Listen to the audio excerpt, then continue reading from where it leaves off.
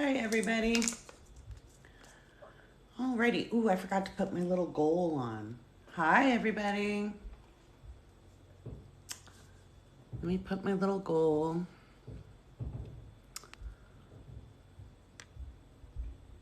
Oh, come on. There we go. Do a little. Hi, welcome. Thanks for tapping the screen. We're going to talk. I had to put my little goal on. Hi, guys. So I've been off a little bit this week playing around with my mom and dad. I haven't seen them in 2 years since my dad was in the hospital. And so we got to go to the San Diego Zoo yesterday because my mom had always wanted to go and hadn't been. I hadn't been. There's a full bar. Who knew? My mom was like, margaritas. And I was like, let's do that. So we had fun. Although I was like, I haven't eaten yet today. Perhaps we should get some food also. But yeah, we had fun at the zoo yesterday. Beautiful landscaping. It's gorgeous. So Mercury's retrograde, and I don't know, did you guys see the headlines? There were some humdingers that were just so Mercury retrograde. Some of them rather tragic. Yeah. So Mercury retrograde is not always super negative. Usually it's the day Mercury stationed or the first day of the retrograde, and then again at the end when any planet is stationing, it tends to be a little more energy involved, and it's all perceptive. Okay, it's all perceptive because it's from our Earth-centered point of view that these things look like they're stopping in the sky or moving backwards. Astronomically, it doesn't happen. But we live on this planet, right? So because we live here, our perceptions shape our reality. So what we observe, what we can see is what shapes things. That's why learning how to tweak your perspective can change how you live your life. So one of the things I like to do with Mercury retrograde is either get projects moving that I've been thinking about for a long time, that I've been meaning to get around to. They're not inherently new. It's like not a new idea. It's an old idea that I've been ruminating on. Another thing I like to do is revise projects that have been in the works. So if I've got a manuscript that's ready to go, this isn't the time to necessarily put it out there, but to go through and edit, make sure everything's, all the I's are dotted, all the T's are crossed. Another thing you can do with Mercury retrograde to work it to your advantage is to really just take time to get organized for when it stations direct. So if there's things you're planning to do several months out, this is the time to kind of go back through those plans. People act like it's a horrible thing. It's not a horrible thing at all. It just, we're not always supposed to run forward without review, right? If you always just keep moving forward, you can bump into stuff. And that's often what happens. You'll miss things. You'll overlook things. And sometimes, there's issues we haven't been able to notice, right? There could be mechanical issues. There could be things that have gone overlooked or are hard to see, and those are revealed during that retrograde period. It is okay to sign a lease. It's okay to buy a car if it's okay to take a job, go for an interview if you're resolving a problem, okay? So if you just want to go buy a new car, Mercury retrograde is not a great time to work, act on an impulse. If you've needed to resolve a problem because you have a car that does not work very well or you are without one, if you are without housing and housing comes up, it's okay to sign leases and contracts on this. It's just not meant to be an, oh, I feel like that today kind of thing. Do you see the difference, guys? Do you see the difference? It's philosophy plays a large role, okay? Philosophy plays a large role. Retrograde is not inherently bad. Direct is not inherently good. In fact, we have Pluto stationing retrograde on May 1st. This is giving us a chance to get our ducks in a row and to review forward motion later when Pluto goes direct in the fall, okay? So this is a chance It's always a chance to review and revise. And people don't like to do that. People don't like to do their homework, right? Everybody just wants to wave magic wands. But even with magic, we have to review, right? Hi, welcome. Thank you for tapping the screen, guys. That helps us get seen. So my advice for surviving a Mercury retrograde is, one, if you have, it depends on the house it's falling in. So if Mercury is falling in the first house, and in Taurus, because that's where it's at right now. Now, normally I'll say don't worry about cutting your hair. If you've been thinking about it for a long time and you've been contemplating, it's fine.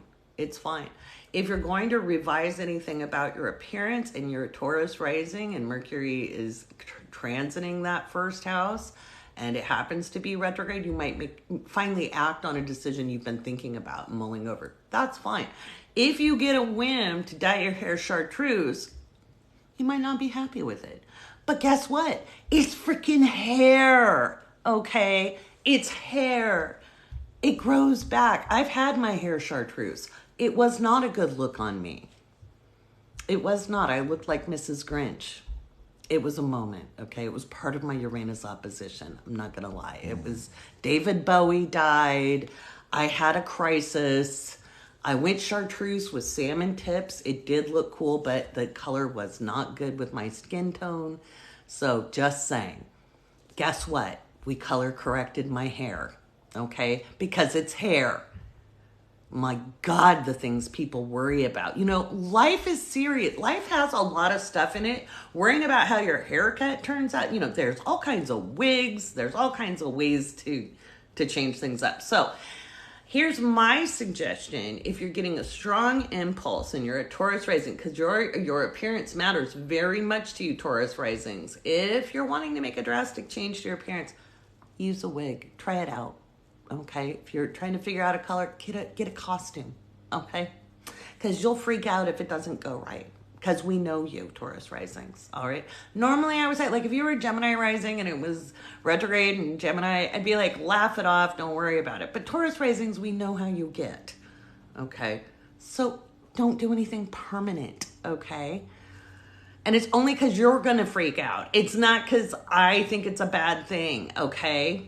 Okay, I raised a Taurus rising. I know how these things go. All right. So, if you've got Taurus in the second house and Mercury is retrograde there, it doesn't mean that your finances are going to fall apart, but it is a great time to review your budget. I wouldn't go full austerity measures. I think that's one of the worst things we can do when the economy gets bad is like just hacking and slashing all the luxury out of our lives. I think that's dumb.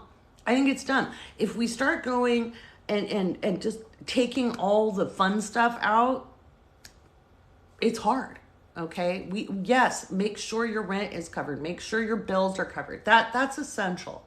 But don't take out, you just maybe limit things a little bit, but don't take it all out. If you really love chocolate, then budget for chocolate. Okay. Be like, okay, I can't have it every day, or I can't have it twice a week.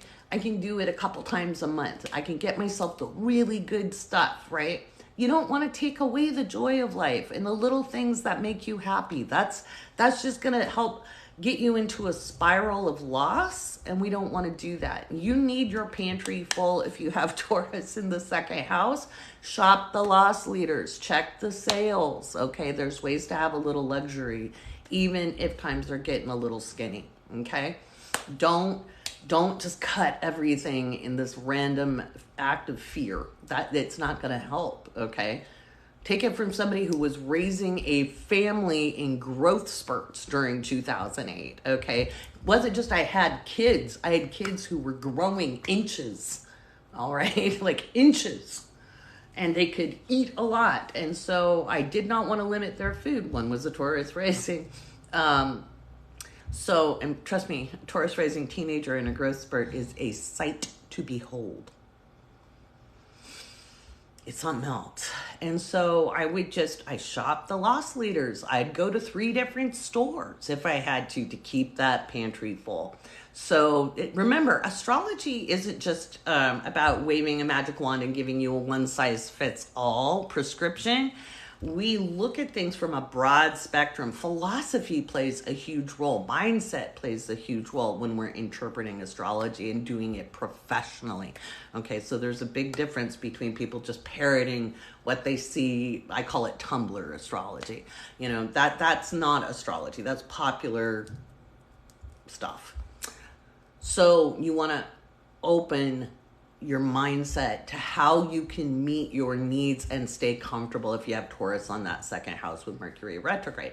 If Mercury is in that third house, if your Taurus is in the third house and Mercury is retrograde there, you do want to pay attention to your vehicle, okay? And you do want to pay attention to driving. People were absolutely nuts today on the road. I had to do quite a bit of driving because I was visiting with my parents and I drove home, and it was a little nuts out there. So it's not always because of your driving. It can be other people's driving. If you've had a light on that needs checking, this would be the time, okay? If the light pops on, get it checked as soon as possible. It may not be as serious as you're afraid it will be, okay? So there's that. And as we get to the 3-week mark, because remember, Mercury stays retrograde for about 3 weeks. It'll move into a very light square with Pluto, and so that's when you really want to pay attention. If you have Taurus in the third house and Mercury's going through there. If you've got Taurus in the fourth house and Mercury is retrograde there, you want to watch out for your wiring in your house, in your kitchen specifically, any outlets that aren't working. If you're in an apartment, you can call maintenance, put in a maintenance request. If you have appliances like your stove, etc., these are things you want to get checked out because that could be serious. But you might be revisiting some family patterns. You might be reviewing some things if you've been doing some internal healing work. This is a time to look at your emotional foundations and kind of analyze your way through them. You might find out some family secrets too. There might be some dirt that's dished. Don't freak out about it. I'm just going to let you know every single person in your family is a human being. And human beings, A, do dumb shit, B, make bad decisions, and 3, are not perfect. So the way that people go, oh, Aunt Jane had an affair. Clutch the pearls. I don't know if Uncle Joe sucked in the sack. Maybe she did, okay? Just saying. God, people. People love to get all, morality. But then they don't look at what they were doing. You know what I'm saying? Everybody loves everybody, yeah? So it's super, super important. You might also get the secret recipe to something. You know, if Aunt Josie, if you take her side on the matter on the dirt, she might give you the brisket recipe. Just saying. Okay, so if you've got Taurus in that 5th house and Mercury's retrograde, then you might be reviewing some risks that you've been either starting to take and it's not about getting cold feet, okay? It's more like looking at how you can leverage those risks, making sure the I's are dotted, the T's are crossed, because remember that 5th house is all about risk taking, okay? Whether we're performing or dating or having children or creating art, all of that is a 5th house matter. It rules gambling. And I always used to wonder, as a very young astrologer, when I first started studying astrology, I had a toddler and I wasn't even pregnant with the second child yet. And so I was in this new mama phase where I was utterly in love with my baby. And gambling and children were in the same house. And I was raised to believe gambling was like the worst thing ever. I was like, how dare they put gambling with children? Then my kids were teenagers. It's not just nurture, okay? They get personality traits from a wide variety of people, okay? And when they make facial expressions or have a laugh or do dumb things that someone who is no longer present that they never met would have done, then you go, oh, well, some of it is nature. So it's a mix. So it's a crapshoot, all right? We're rolling the dice. And so anything that has to do with risk is 5th house. So you're going to be reviewing that, okay? You're going to be reviewing your risks and maybe being a little more strategic on there, and maybe also finding out some vital information that helps you before you take the risk. So it might be you get a disclosure of some kind. So if somebody, like, if it, you know, it's our hobbies. Yes, it's our hobbies, it's our interests, it's the things where we get to shine. But for some people, it's also, you know, Taurus is always dealing with, like, the fundamentals of life, you know, security. So your hobbies tend to be things that can also make money. And so maybe you want to buy an antique or a house or whatever. You have a restoration project or something, and you get that little detail that lets you know, I don't want to invest in that thing. That thing actually has something more wrong with it than I thought it did. Or maybe you had an opportunity for a singing or speaking gig or something like that, and you just find out the details aren't what you thought they were going to be. So it helps you assess risk and manage that. So remember, Mercury retrograde isn't all bad. It allows, and some people are going to be like, oh man, I can't do it now. Why would you want to do something that's going to screw you over? Think about it, okay? That gives you a chance to open up to something better. Right? Why would you commit yourself to something that is less than you deserve? You can open yourself to something better. Don't make things all or nothing, guys. That just shuts you down. It shuts down your opportunities, okay?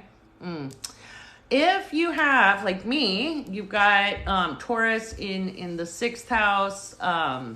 Actually, for me, it's in the 6th and the 7th. So if Taurus is in the 6th, then it's at 15 degrees where Mercury is right now, and it's sliding backwards. You're looking at your day-to-day life. You're looking at your job. You're looking at your work. You're looking at your routine and your health. More likely, probably your day-to-day schedule. So things might get screwed up at work. If you've been frustrated because certain people don't, you know, the ones who don't show up and can you cover me? Can you cover me? Can you cover me? Which really irritates somebody with Taurus in the 6th house, because you show the fuck up, and people who don't drive you crazy. So those people are going to drive you nuts for the next 3 weeks, and you may be looking for other work. I wouldn't necessarily jump into a new job if you have Mercury in transiting that 6th house unless you've been unemployed.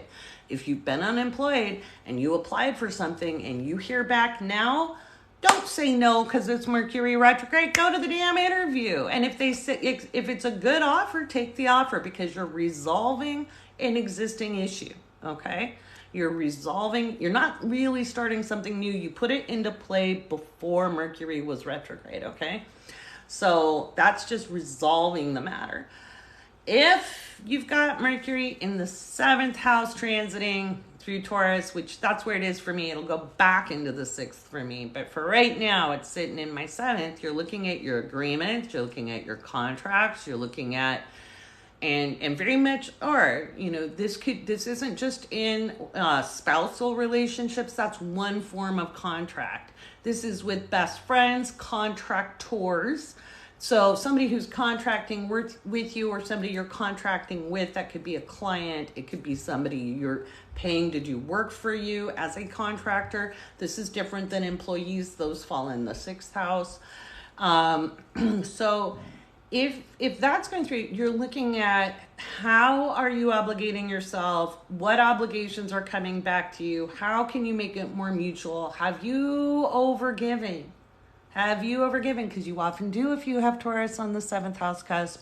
You often carry the weight, right? So often in popular astrology, they'll say if you have Taurus on the 7th house, you're looking for, you know, that relationship that's going to support you and nurture you and take care of you. You know, in my experience in the modern era, most of the time it's the person with Taurus on that 7th house that's carrying the burden financially, emotionally, etc. And overgiving, almost out of an insecure attachment style in some ways. They're seeking security. They don't necessarily believe it's going to come to them, so they overgive so people stay in relationship with them. Been there, done that. So it's time to review that and go, is this fair to me? Am I going to reap my returns? If it goes into a little bit of investment as well, because you're investing your time, your energy, your resources into a close relationship. And this is a contract with one person. Okay. So it could be a best friend, a business partner, a project, a collaboration. Is it weighing up? Is it mutual? If it's not mutual, it's time to renegotiate that. Okay. And you're not being greedy for wanting to renegotiate. Things need to be fair to you, or they're not fair to everybody. If you've got Taurus in the 8th house and Mercury is transiting that, then again, you're looking at shared resources, shared finances. So if you have a joint account with somebody, if you own real estate with somebody, and this could be a spouse, but anyone you have a joint account with, anybody you share resources with. If you've been doing research, you may find out that you skipped a step and you have to go back down a rabbit hole or two.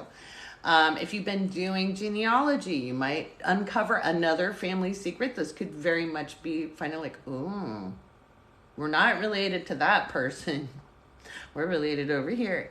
If you've been trying to solve a problem of some kind, if you've been working on your intuition, if you've been doing some ancestor work, you may get some information. Your intuition might be a little more heightened. It's a good time to work on that. It's a good time to work on really paying attention to the signs you probably miss on a day-to-day basis, because you're expecting like tangible things instead of intangible signs, or lightly tangible, like a bird flying by. Like yesterday at the zoo, I had this raven just go right over the top of my head, like literally right over the top of my head. It was obviously, a sign. It wasn't just a bird, okay, because ravens and crows tend to be my homeboys, and so I noticed that. So other people, this bird was flying around and they were not even close to paying attention. Okay, so people will do that sometimes. You want to be paying attention to the signs, both from nature and in, just like if you keep seeing a particular color or a number or number sequence, you want to be paying attention to that because it's a message. So your intuition may be a little heightened, but you need to focus to pay attention to it. Don't just peg yourself into a corner with this. You want, if you're like, well, I never get 1111, I only get like 22. Come on. What's wrong with you? Stop it. Or maybe you get 1212, or maybe you get 1234. Not everything has to be the same way. Everybody else gets it. Okay. Don't be so hard on yourself. Open up, lighten up. Okay. 9th house. If you've got Taurus in that 9th house and Mercury is retrograde and you're finishing up college, because I know we're starting to finish things up right now.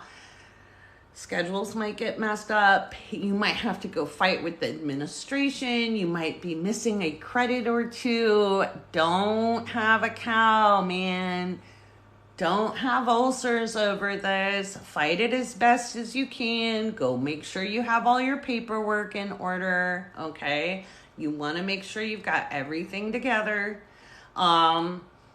If you're studying for finals, don't cram. Cramming is dumb. Cramming doesn't work for the brain. Don't do that, okay? If you're studying for finals, study a little bit every single day. Make sure you're giving yourself adequate breaks for the brain to, have the information settle. If you're shoving, what happens if you keep shoving information into your brain, it just kind of pushes out the other. So in here, out there, okay? So you want to give it time to coalesce. So for every 30 to 40 minutes of study, give yourself a 15-minute break. Just get back to it, okay? Yeah. So if you're looking at traveling, and you've got that 9th house, if you're traveling for work or you're traveling for pleasure, expect delays, expect snafus, expect issues, especially like when it comes to the paperwork or etc. It's going to be a little interesting. If we look at the 10th house, so this could be a little wobbly. The 10th house is not necessarily your job. Yes, it'll show promotions or job loss because it's your reputation. Your day-to-day, workaday life is the 6th house. So if you've been trying to plot your ambitions, if you've been trying to plot your route forward, if you've been looking at how you want to make a difference in the world, and Mercury is retrograde in that 10th house, you may be revisiting what you felt was a lost opportunity. You may have felt passed over at work, and something may come up. This is a time to accept it. Okay, you can accept it. It's okay to accept a promotion or an offer if you're resolving a matter. Okay, if you're resolving a matter. If it's brand new, you might want to sit and think on it a little bit. It might be that payroll finds that they screwed up your check and you have a little bonus coming in because they messed things up.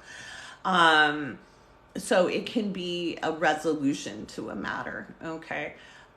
If you're looking for another job because you're not happy, if you're like trying to get a promotion somewhere else, or this is the time to do your research and your homework. If it's a brand new idea, like if you just woke up this morning and said, screw it, I want out, this is not the time to accept anything, but it is the time to research, look for what you want, get your resume in order, get it checked. Get your cover letters checked. Make sure there's no spelling mistakes. Make sure, because there's nothing like sending things out and then you're like, oh my God, I spelled that very simple word wrong. What was I thinking, right? So you want to make sure you have other sets of eyes on things. If you're wanting to launch a product, a class, etc., grow your social media with this transit, and you've got Taurus in the 10th, and Mercury is retrograding there. Just understand it probably won't go to plan. Don't freak out about it. You're going to learn something from it. Okay, so you might find that you have trouble getting traction with your videos, or conversely, maybe you haven't had good traction before and something goes viral and you're like, why the hell did that go viral? It can go either way. If you've got Taurus in that 11th house, that's hopes, dreams, inspiration, aspiration, groups, associations, and communities. It's your dreams, as in, like, we set our goals and our benchmarks in the 9th house, but the inspired vision happens in the 11th house. So you might be taking another look at your community. You might be taking another look at what's going on around you. You might be looking at the stability of your community. You might be looking at how you can get involved. It isn't necessarily the time to join another organization if you're not already in an organization, but it is the time to do your research and your homework about where you do want to participate. And I do emphasize, you do need to be involved in your local communities, okay? There's lots of ways to be involved. Everybody thinks the only way to be involved politically is by voting.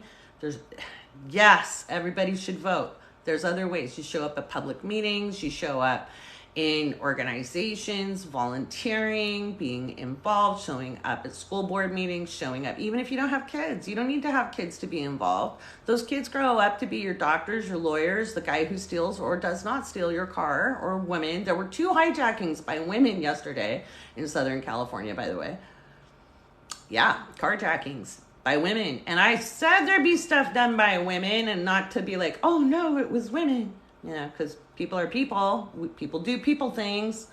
But anyway, so you might be reviewing your groups and associations. These are not close friends. These are our professional networks. You might actually hear from somebody you knew in the past at another job, or somebody who was a connection a long time ago. They might pop out of the woodwork. They might need something from you, but they may also have something to give you. This is a time to kind of evaluate your collaborative spaces and to look back at some old notes. If you're somebody who, doodles in a journal and writes down your ideas, this is a time to review some of those old, really good ideas and kind of start fleshing those out a little bit. Especially if you're creative or artistic, you might have some old sketches that are now ready to start working on into an actual piece of art or making something that matters to you.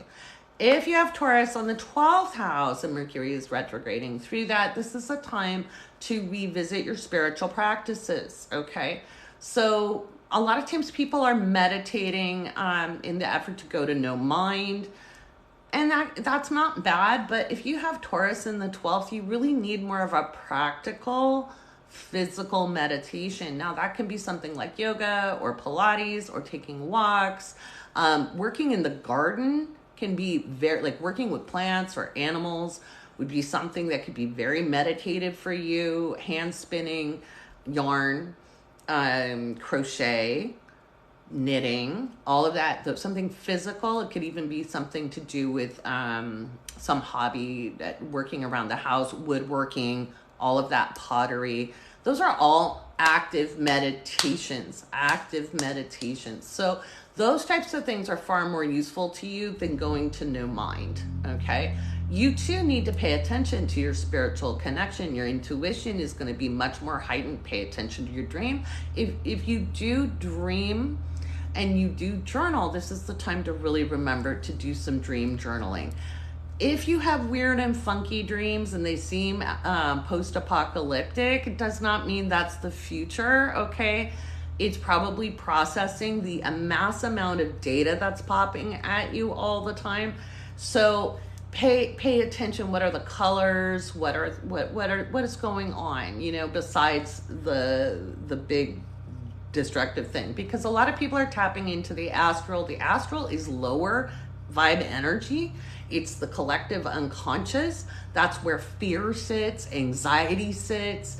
Now, it's very natural to feel these things, but it's different than the mental plane, which doesn't have that emotional charge, okay? So there we go. So I went through all 12 houses. I'll get this up on YouTube tonight. So there we go. So that's your Mercury retrograde survival guide. I'm on earlier tonight because I didn't have readings today because I took the week off. I cannot see your comments. I'm blind as a bat, even with my reading glasses on at this distance. So make sure you're asking my mods. Casey can answer on my behalf. She knows all of my answers. Okay, so if she's responded to you, she's giving you my answer. Okay, so you're not going to get a different answer from me. Okay. So I'm trying to save my eyeballs. They're tired. So I'm going to drink some kefir here and take a minute. I need to shake it. Ah, I love kefir. It's a little warm today. I hope you guys are having a good Mercury retrograde. Oh, goodness. So I'm excited for tomorrow's class. Marketing Magic happens tomorrow. I am excited about that. Registration, I believe, is closed. But then we'll have the natal foundations. And I'm going to get the intermediate class up this weekend as well. So we've got the natal chart foundations, which is beginning astrology. But we'll do, my favorite card, dreams. Dreams. That's setting our reading. So we're going to lean in dreams. So, but there we go. So we have natal chart foundations coming up in May, and I'm going to do that's a 12-week course, and then I'm going to do a 12-week course called Read Like a Pro, which is intermediate astrology that preps you for professional mentorship. So it's kind of, think of it like a sampler of what the professional astrological mentorship program will be like, so you can decide if you really want to do it or not. Now, when I do the professional mentorship class this fall, it's not going to be the same exact thing I do with my apprentices, because that's super intense. You got to have a lot of time available, because that's live, breathe, sleep. We might as well live together stuff. But professional mentorship is more, think about it like technical training. So, and in that, you'll learn how to really set up a practice, get comfortable reading, and all that fun stuff.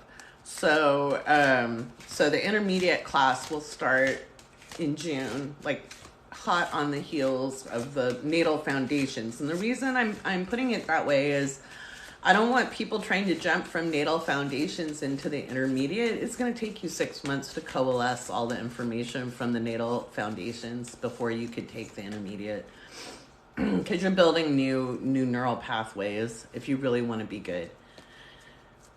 So I know that's not what you want to hear. You want to hear that you can just jump into stuff, but you know what?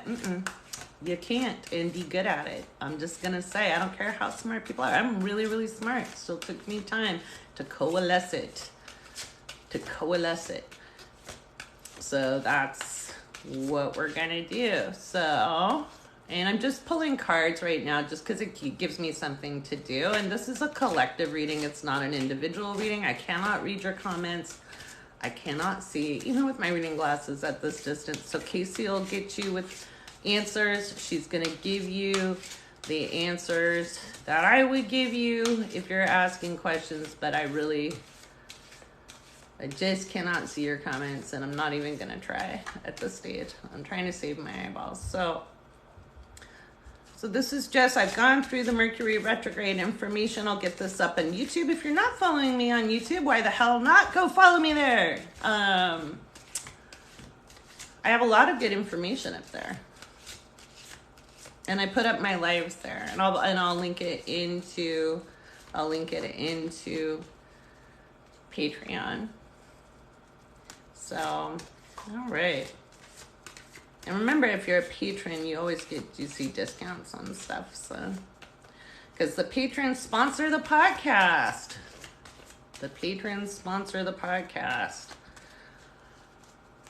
This week's podcast, I'm going to go over the astrology for May because it's a little interesting. I like to give you guys a little heads up so you have time to work on stuff. If you don't listen to the podcast, you should. So, okay, what does everybody need to know? Cards. This is my very, very favorite deck in the world. I started reading cards when I was like 17, 18. I don't know. I was a kid. Before I ever became an astrologer. Hello, there you are. Union. Okay. That was for me. So when I was young, I learned how, and I scared myself because I felt I was very, very accurate. I have a very strong intuition, but I was told that that was bad. And so so I scared myself, and I actually didn't enjoy tarot cards as much as I did either oracle cards or just playing cards. I actually went to playing cards because I decided to develop the intuition. But we're going to look at new beginnings. Every ending offers a beginning, and every beginning marks an ending. And that's just the way of the universe. When you pay so much attention to the end of something, you miss the opportunity to start a new beginning strong.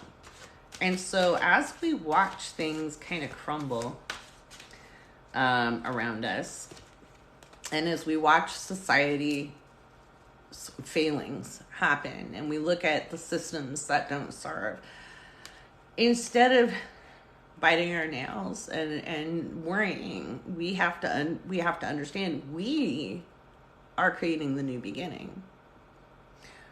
We are laying the tracks forward. Our decisions in the present moment shape the future.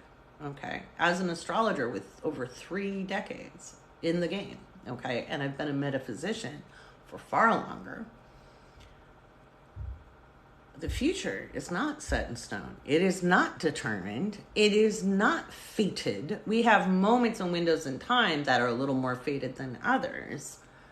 But in general, it is dependent on our day-to-day decisions. Okay? It's not just the big ones. It's the little decisions. It is the moment we decide, I've woken up on the wrong side of the bed. Am I going to carry that with me throughout my day? Or am I going to decide to tweak that and maybe have a better day than expected? Okay, that things may not be going exactly the way I want them to right now. And yet I have some power over how I take my attitude in with the day. So it may not be the way I want, but I haven't lost it all yet. I have an opportunity to address this and look for solutions instead of problems. Because you know what happens if you, and we all do it, I've done it a million times, where you wake up in a shitty mood, you get in the car, you bonk your head getting into the car, you spill your coffee out of Starbucks, you know, and then it just goes downhill from there. Whereas if you can stop,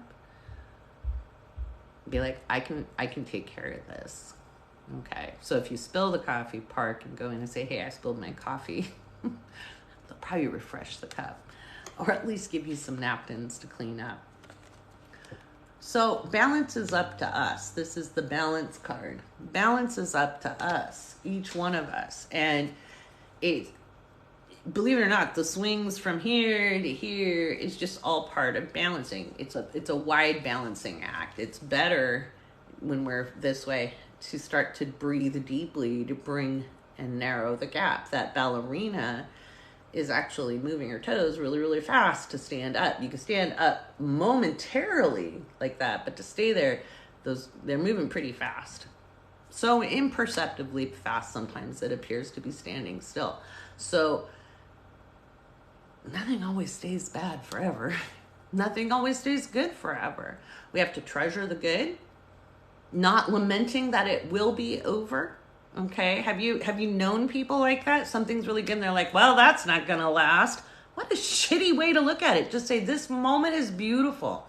One of my favorite memories is feeding a giraffe when I was 5 at the Portland Zoo. It was my 5th birthday and I had a dandelion, and the giraffe leaned down and took its really scratchy black tongue and it slurped up the dandelion, but it kept playing with my arm and it was really scratchy, and I giggled and giggled and there was joy, and I've never forgotten that. That's almost 50 years ago. Okay, yesterday at the San Diego Zoo when I was out with my mom and dad, there were the giraffes and that memory came back and I savored the moment. It was like being 5 all over again. Did I have a dandelion to feed to giraffe? No. Was giraffe way across the thing? Yes. But in that moment, I just could savor the beauty. That's what you do. You don't go, oh man, I'm leaving the zoo and I'm not going to see the damn giraffe. Okay. I also found out that you can pay $20 to feed them on Saturdays and Sundays, and it may be worth a trip to do that. But anyway, I go pay to feed the giraffes. So it sounds good. And it's hard when you're having a shitty day to reframe. It is. It's hard for everybody, okay? And being spiritual doesn't mean you always have to be in a good mood. Sometimes we want to wallow. Sometimes we want to luxuriate in the shitty feelings. And that's okay. Just understand that it will not improve from there, okay? You can accept it and you can acknowledge it. You can witness it. But just notice from that wavelength, it cannot improve. You have to walk your way up the different expressions of consciousness, okay? Likewise, you can't go from a really bad mood up to a super, high mood. You can't. You'll bounce. You'll go up. You'll crash. You don't want to do that to yourself. You want to go incrementally, okay? That's the safest way to do it, and it's the best way to do it, in my experience. Trying to go from a really bad mood to a really good mood is just not going to help. But it is how we see the world, and it is how we find solutions. So also, again, this is a collective reading. This is not individual. You guys could leave me a tip on my link page if you wanted, but you don't have to. Tap the screen would be a gift to me. If you tap the screen, this is just a little universal wisdom coming through as I just pull collective cards, keeping... is it sexy? Am I going to tell you if you're going to have a baby or if so-and-so is going to stop cheating on you? No, because you already know the answers to that, okay?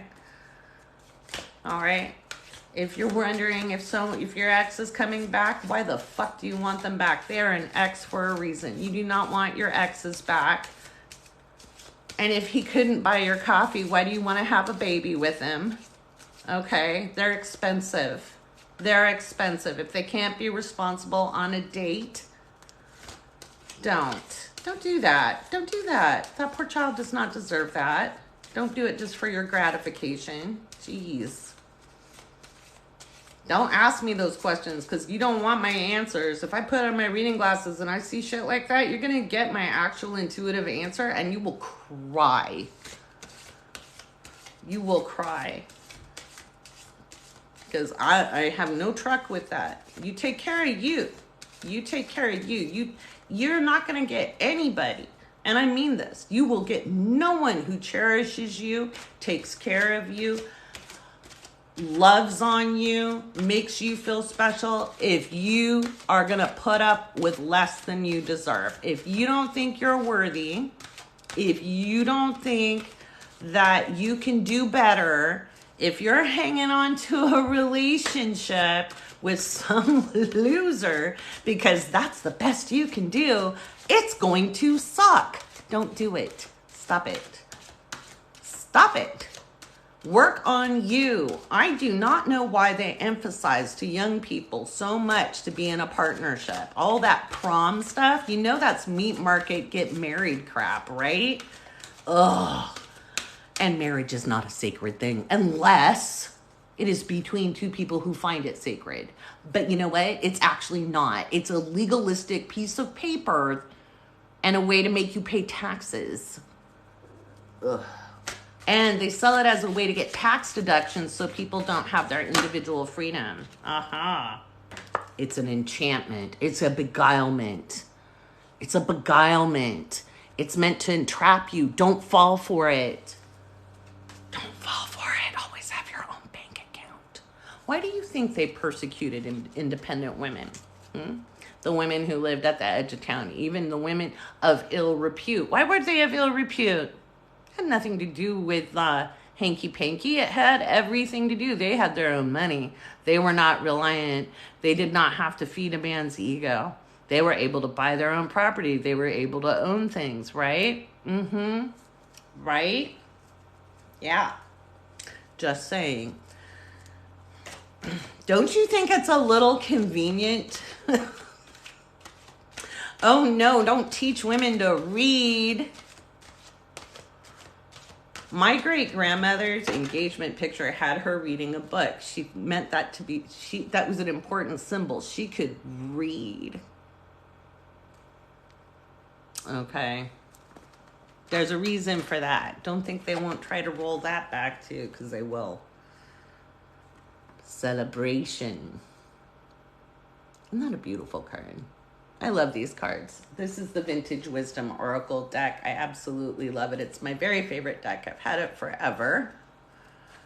It's my very, very favorite one. Celebration. Now, every time we talk about celebration, people think they need to go out and buy a $5,000, $30,000 something or whatever.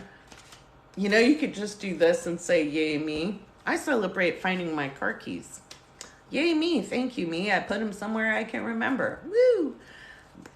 I found my cards. Yay me. I put them back where they're supposed to be. Celebrate that. A celebration can just be an acknowledgement. It doesn't have to be anything expensive or fancy. Okay? It could be, and it doesn't have to be for big important things. If you're not celebrating yourself once a day, what are you doing? Okay? It could be, yay, I woke up. Yay, I'm breathing. Okay? Yay, I've got one more day to try this thing out called life. Okay? If you're not living, in fact, I'm contemplating, well, actually, I've made up my mind to do something, but before I made up my mind, I talked to my dad. And my dad is almost 80 now. And he's had a lot of health problems over the last several years. So anymore, I mostly just ask his advice to make him feel better. I'm already doing my research, but I'm asking my dad to make him feel involved in my life. He enjoys that. But he told me something really wise just a few weeks ago. And he said, you know, Laurie, I don't regret ever doing the things where I listen to my own internal drummer. I regret every time I didn't listen. You're 54. Listen to the drummer. And I was like, whoa, wow. He wasn't telling me to play it safe. He wasn't telling me to be cautious and conservative. He was like, you got this much life left, kid. Live it up. Oh, like, that's the way, and that was kind of my perspective anyway, right? So we can celebrate just the opportunity to try it one more time. I've had as many failures as I've had successes in life, but I celebrate those as much as I celebrate the success, because you know what? One, it taught me how to get to the success. Two, made the success even sweeter. Because if you know where you don't want to be, and if you've really screwed up, or you've had moments that were a little scary, and maybe it wasn't even you screwed it up, maybe other people let you down. When you have those moments, it makes the moments where things work out that much sweeter, sometimes out of sheer spite. I don't care what your motivator is. I really don't. In fact, I think spite is a great motivator. I'm a Scorpio rising. Spite has fueled me at my lowest points. I was like, I will survive just to show them. Okay? It's okay. It doesn't make you less spiritual, guys. Right? Yeah. Whoa, we got one. We got a live one. We got a live one. Harmony. Harmony. You might think this was an admonishment for talking about spite, but it's not.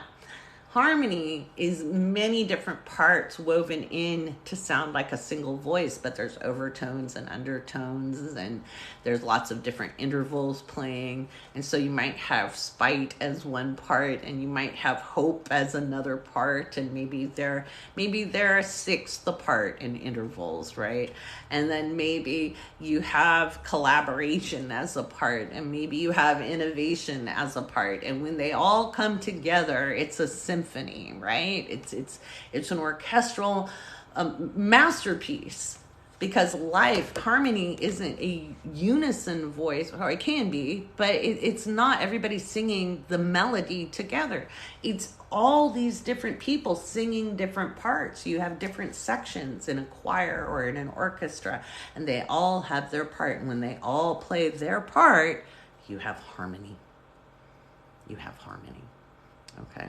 Discordance is when the notes are off or they're not blending. Right? That's when you've got a bunch of people, kind of like back in vaudeville, where they're, trying to stand in front of me, look at me, and they're not doing a good ensemble together. Harmony, you could think of, it's more of an ensemble work where the cast flows their energy to one another, right? And they can, believe it or not, it can all work together. So what else is up? And with Mercury retrograde right now, again, it's not a good time to run full speed on anything new. It's a good time to revise. It's a good time, like the classes I'll be putting out, these are not necessarily new. These are things I've been saying, hold on. I'm working on it. So these are things that I've been working on, and Mercury retrograde doesn't hurt anything. So it's just finding the right vehicles. Like I said, we'll get the intermediate class up next. It'll start a couple weeks after the natal chart foundations. So those of you who've taken classes with me before looking for the next step, that's up there. I cannot see your comments, so Casey can answer those for you. I'm blind as a bat, and I'm not pushing my eyesight right now. So, all right, what else do they need to know? We're doing a collective reading. What do they need to know? What do I need to do? What do I need to say? Ooh, whoa. I see you. No, shadow self. All right. This one's important. Shadow self. I love this deck. This is my very favorite deck in the world. So, the shadow self is not just the parts of us that we feel ashamed about. Maybe, it's not just murderous rage or our shame and our blame and our guilt and all of that. It can be our attachment to virtue. It can be our attachment to be seen as good. Okay? This is where performative actions comes from. It comes from the need to be seen as good. And unwilling to be realistic or pragmatic in our thinking, needing to be on the side of the angels, needing to be, if somebody's doing something just to be on the right side of history, that's a problem. That's a problem. You want to be recognized for being on the right side of history. That's a very ego-filled concept. Do something because it's the right thing to do. Okay? Just because it is. But because future generations would judge you, that's your shadow talking right there. I don't want to be judged in the future, so I'm going to do this thing so people know I was a good guy. That's ego. All the way through. That's performative. Like, do something because it's just the right thing to do, all right? Without worrying about what other people will think of you, right? Lots of spiritual traditions talk about that. Lots of spiritual traditions talk about prayer without needing to be seen, doing good deeds without needing to talk about it, When I donate to things, I don't announce it. I don't tell people what I'm supporting unless I'm trying to get support over for that other person and lift them up. There's a different when I'm making it about them. But I don't say, oh, look at me, I'm donating to blah, blah, blah. Why? Now, if people are asking, hey, what do you support? I'd like to know some great projects to support. I'm glad to tell people, right? That's different. Like, well, I support these teachers. I support these projects. I think these are some great people on Patreon. Give them a whirl. It's different. You see the difference, okay? But if you're just trying to show up because you don't want your grandkids to think you were a loser, that's really not a good enough reason to do anything. And so a lot of times when we look at the spiritual community or what passes for spirituality, people are often concerned about appearances. And that's neither here nor there. That's not why we do things. So if you're doing some shadow work, the last card I pulled was Shadow Self. Really investigate that need to be seen as a good person, that need to be virtuous, that I'm not a bad girl, I'm not this. And then likewise, the ego can be filled in the, well, I'm a bad girl, I'm a bad guy, I'm tough, that's all ego. And our ego isn't meant to be killed or dismissed, it's meant to be integrated, okay? Because our ego actually does serve a purpose, it just doesn't need to run the show, okay? That takes a long time to learn, and I don't think we ever get to the end of that lesson. I think anybody trying to claim that there's an end to that is kind of silly, don't you? I don't think we do. I think we're constantly, if you're doing the work, you're constantly unfolding your understanding of self, your understanding of how you fit into the world, this idea that you could ever know it all, or wouldn't life be boring if you knew it all? Oh my God. I'm 54. I love learning new things. Well, I'm not 54 yet, but I'm getting used to the idea, so I keep saying it. It seems rather old. A year away from 55. I don't know quite how that happened, but it did. So I'm working on it. I keep saying 54. I'm in my 54th year, we shall say. It's a very strange age to be. It just is. But yeah, so I'm finally getting gray hair, which is cool. No, I do not dye this mop. I haven't dyed it in years. All right. Ooh. No? Okay. All right. This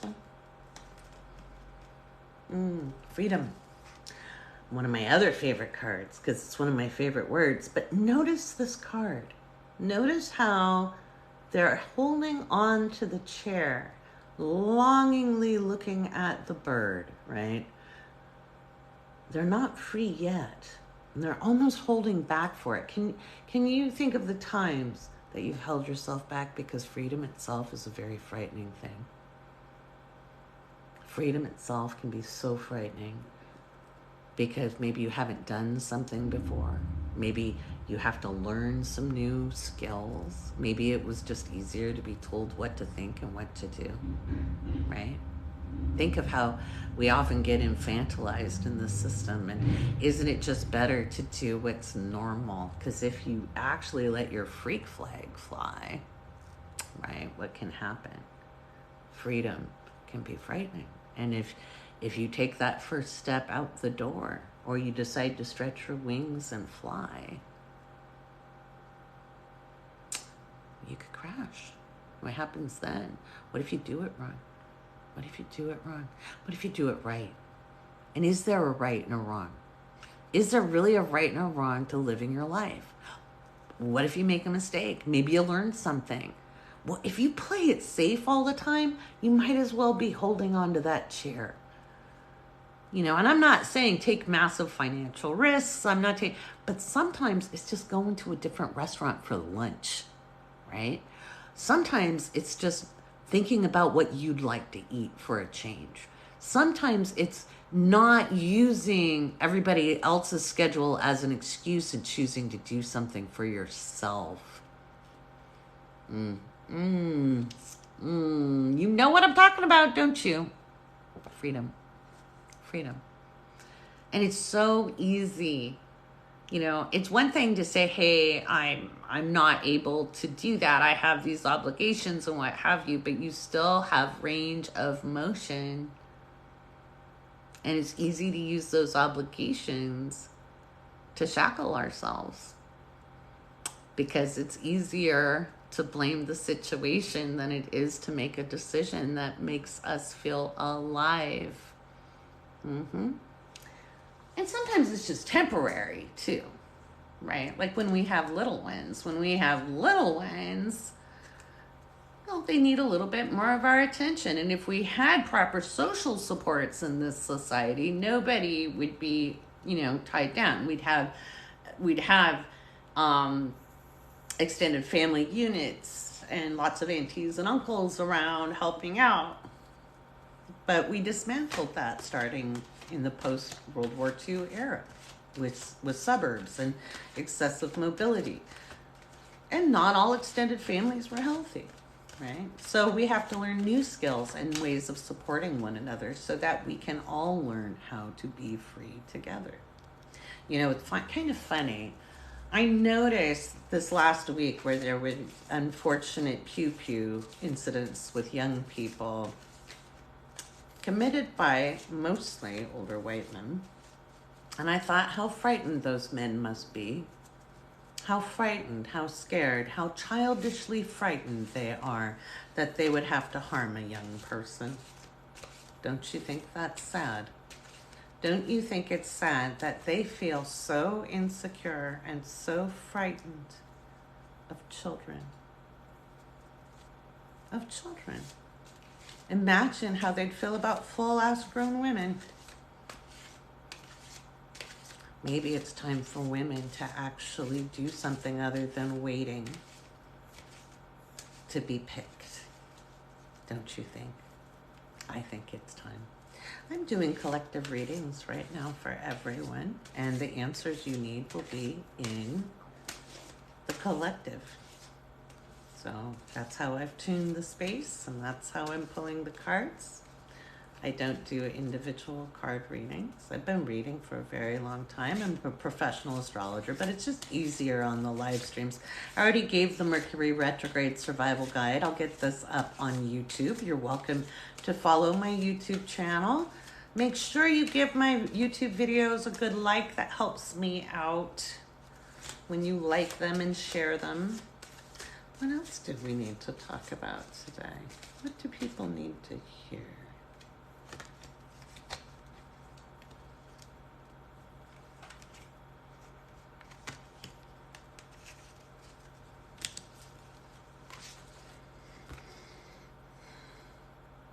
Gratitude and change. Interesting combo. So gratitude, I like to replace that word with appreciation. I think gratitude gives the power outside of ourselves, and we've all been taught to do that way too much. We are a slice of divine creation crystallized into physical form. Each one of us shares the same composition. Well, not the same composition, but the same building blocks as everything else in the universe. Our composition is different. So appreciating our connection with the all that is, understanding that you are indeed a slice of the divine, okay, and recognize your connection to that, and then change. So appreciating and having gratitude for the changes to come. They can seem overwhelming. Sometimes we don't like change because it forces us to change. When things change, when a person changes, when a relationship changes, when an economy changes, it forces us to change with it. And we rebel against that, don't we? We don't like it. But if we appreciate it, then we stop lamenting the change. We stop grieving the change. We stop wishing it was different. And we start celebrating it and finding solutions to meet the change. The status quo isn't healthy. The status quo never was healthy. There's never been this normal time, this golden age. There has always been a time where people are oppressed. You just may not have come from those people or seen the oppression, or where you were oppressed, because there's very few people who were the total oppressors. Most everyone is filling a role of the oppressed and sometimes oppressing others to stay a little up higher on the ladder. So by leaning into the changes, even if they look scary, even if they seem overwhelming, by appreciating them, we find solutions for navigating them. And boy, do we need solutions. And each one of us can bring answers to the table. Sometimes it's through our relationships with others and collaborations with others. I'll be talking a whole lot more about workers' cooperatives, because the astrology of the next 20 years shows that that's the level best solution we've got. Unions are great, they are, but they're kind of a bridge. Okay, they're a bridge, because unions, the workers don't own the means to production, but in a workers' cooperative, which is a worker-owned business, the workers do. Okay. And so we can have gratitude the situation is ending, because it makes us, I don't know who that is who keeps bugging me to go live with me. I don't know you and I can't see, so don't do it. But yeah, so having gratitude for the opportunity to bring change, to be change bringers, to be the innovators, to be the solution finders. Stop worrying about things falling apart right now. They have to. They have to. They didn't serve anybody in any real and meaningful way. Look at the conditions on the planet. If we don't get change now, we're hosed. Celebrate the change and then meet it with innovation. All right.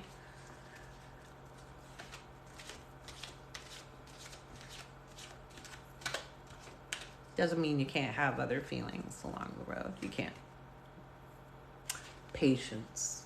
Patience. I see a whole lot of lack of patience these days. Patience. Everybody wants things now and yesterday, but you know, the things that are changing are really, really old. They're really, really old. They're not 100 years old. They're not 200 years old. They're not 500 years old. They're old. They're really old. And that takes time. And they've been changing. They've been. It may not look like it because it's really messy right now. But when things get messy, that's when you know you're on the precipice of transformation.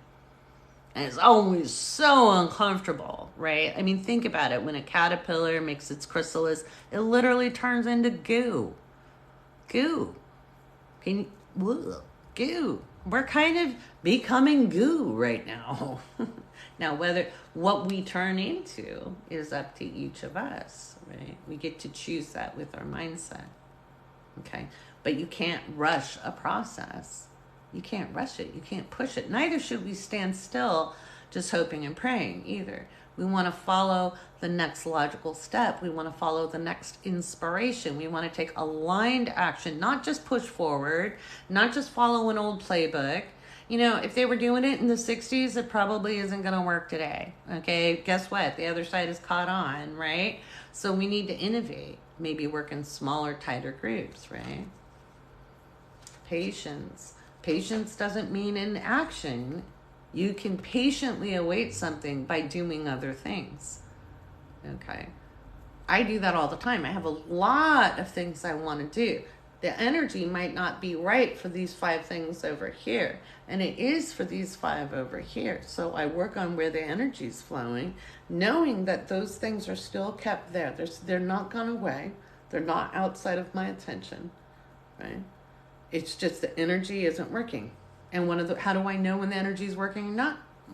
Well, if the tech isn't working, if I can't get the tech to work, if I'm having crashes or updates, or a website won't work, or I can't get traction, or I can't if I have to edit a video 16 times because TikTok's glitching, it's not the day to do that. It's the day to work on the thing that's working. Okay. It's that simple.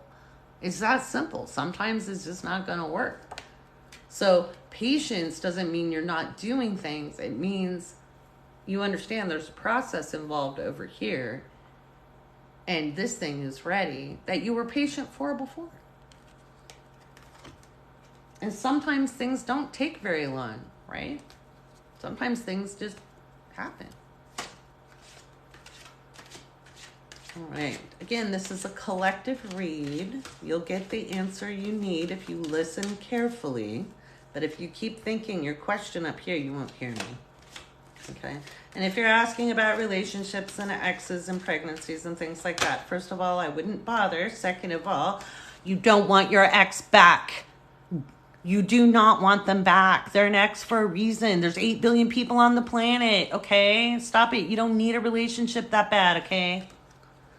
Knock it off.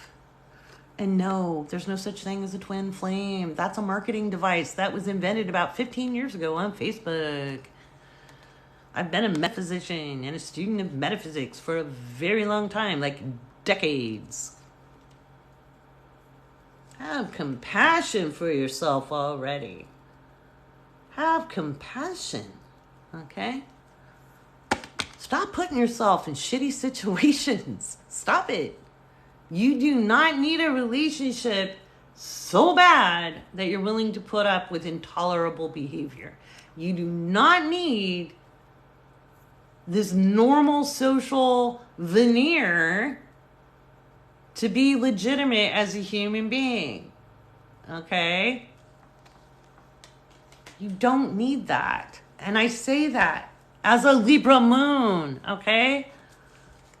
My God, learning to be whole unto myself was probably like the hardest thing I ever learned, because there's so much social conditioning that young people get, both young women and young men, young theys. This idea that you have to be in a relationship to be valid and show that you're lovable. You gotta love you. If you don't love you, you're never going to find a loving partner. You're always going to find that part of yourself that is critical, that part of yourself, because you're mirroring, you know, you're mirroring each other. And it's hard. It's hard. You know, you're going to bring your insecurities together. You're going to ping your mommy and daddy issues off each other. Man, my first marriage, we loved each other very, very much. Oh my God. We had one of, like, when people found out that we split up, people were like, oh my God, but you were that couple. We were. And we played our issues like a symphony. Oh, we were good. And as much as he had his problems, I had mine. And it got to a point where it was just perpetual hurt. Didn't mean we didn't love each other. And if he had survived, we'd be friends now. Long after the divorce, we'd go, look at those beautiful kids we gave birth to. Well, we knew they'd be pretty. You know, look at those wonderful people. And we probably also talk about, gosh, we hurt each other. We were young and we were wounded and we needed a lot of therapy, each one of us. You see, we played our issues like a symphony. Right? That's what happens when you don't know how to build a relationship and you mistake chemistry and the social need to be seen as lovable and the only way to do that is to have a relationship, right? So everybody worries about that. If you don't love you, no point. By the way, I cannot see your comments. Casey will answer your comments on my behalf. Her answers stand as my answer. So if she has answered you and you're repeating, then just understand she's my right arm here on this live, and she can give you my answers. She knows what my answers are almost better than I do some days. So I cannot see. I'm not even going to put my reading glasses on. I'm saving my eyeballs. So I have to write later tonight, so I need the full capacity of my eyes. I know they're pretty, but I'm blind. So, all right, what else does everybody need to know? I think this is going to be the last card. What's our last card? How do we end this reading? Because I got to go put, it got hot in the house. It got hot in this house. Woo. I'm either having a hot flash or it just got warm in here. So, because I'm teaching tomorrow, I'm teaching marketing magic. I am so excited for this class. Helping people find their strength and how they shine in the world. Okay, what are we doing? Are we not ending? Okay, do I get 2 cards? What's the deal?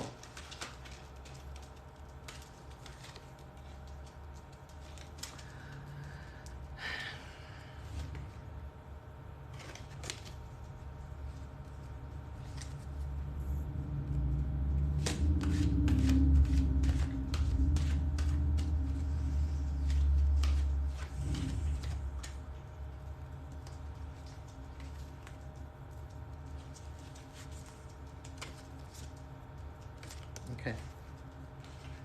2 of them were for me. And this was it. So, found it interesting. These 2 came up. This is centering. And this is divine timing. You could say that all timing is divine. But we often say it's divine timing when things go our way, when we have that 11th hour save, when we are getting what we're looking for, when things are happening for us. But that can only happen when we're centered. If you're up in your head and you're scattered and distracted, it is so hard to miss. It's so hard to see this. Okay. All right. So when the stress levels are high, when you're running scattered, you can have so many blessings coming at you, so many signs, so many little gifts.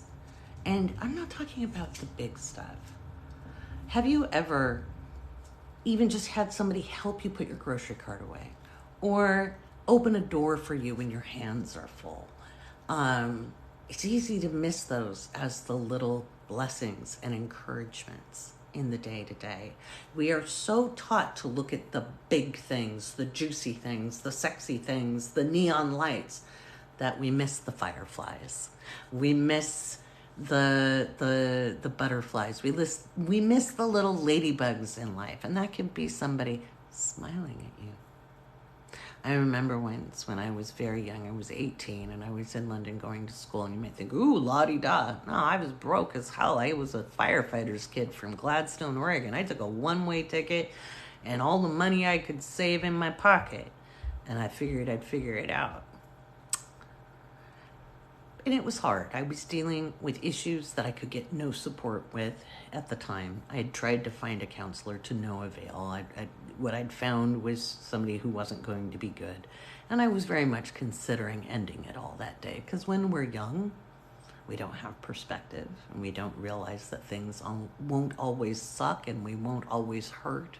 And life won't always feel so awful. And I was walking down the street, and for some reason, I had a moment where I got the hell out of my head and looked up, and there was this woman across the street from me, and she smiled. And I paid attention because in London, nobody gave eye contact or even smiled at each other. And so it was noticeable. And it was so distracting because I was like, she smiled. And I smiled back. That was enough to switch my consciousness in that moment. That I didn't think in the same way after that event, that day. It broke my concentration on a subject that wasn't useful or helpful. It wasn't right timing for me to be in that mindset. I had a lot of work to do in this world. It was understandable I had that mindset. Life had been very painful and very traumatic and very difficult. No 18-year-old takes a one-way ticket with as much cash as they could earn in their pocket for no reason. Okay. People are like, oh, you were really brave. No, I was scared shitless. I just didn't feel like I had any options. When we're 18, we do dumb shit. That's why we get wisdom. Wisdom is what you gain from surviving really iffy and sketchy decisions, okay? If you learn from it, okay? But what I learned and why I can still see her face is for some reason I had the presence of mind just to look up. And the smile was so out of place in that location that it switched my consciousness enough to go, well, I guess it's not too bad. A stranger smiled at me. Right? And that may not seem like a lot, but if you're having a really shitty day and you're really in your head and you can notice something like that, it can change the trajectory of their life. Right? Be the person who smiles. Be the person who helps somebody with their bags. Be the person who accepts the door being open because your hands are full. It isn't because somebody sees you as incapable. They may just go, I've had my hands full. It's nice to have a door open when my hands are full, right? We take everything so personally as if it's an attack and affront. And sometimes people are just doing things to be kind. Look for the kindness, because if you're not centered, you miss on the divine timing, and the divine does not always speak in a loud, booming voice. Sometimes it does it in a child's giggle. Yesterday, going through the zoo, and I'll leave you with this. This is the funniest thing. My mom and dad and I were walking through the San Diego Zoo, and there was this pack of kids coming from, like, they must have been in private school because they had little private school uniforms on. And this little boy must have been 8 years old. And he just went, oh gosh, these guys are just so chaotic. I'm going to need therapy after this. And we laughed so hard because he was kind of saying how everybody feels when life is overwhelming. These guys are so chaotic. I'm going to need therapy after this. And it was just so sweet and so honest. And whereas he was overwhelmed and frazzled, it was a beautiful little reminder that sometimes things are too chaotic for all of us, right? It's the little things. It's the little things. Those build to the big things, okay? It's the little things. Stop looking for the flashy, glittered neon lights sign, because you're missing all the little teeny tiny signs that build up to the neon sign. That's how you get to the neon. That's how you get to hearing that still small voice that whispers, keep going, keep going. It'll be better. It gets better. It is better than this. Keep going. One more step. One more step. One more step. Because life is lived step by step. Life isn't lived 2 steps at a time. Life isn't lived out of order. Step by step. All right. Take care, guys. I'll get this up on YouTube.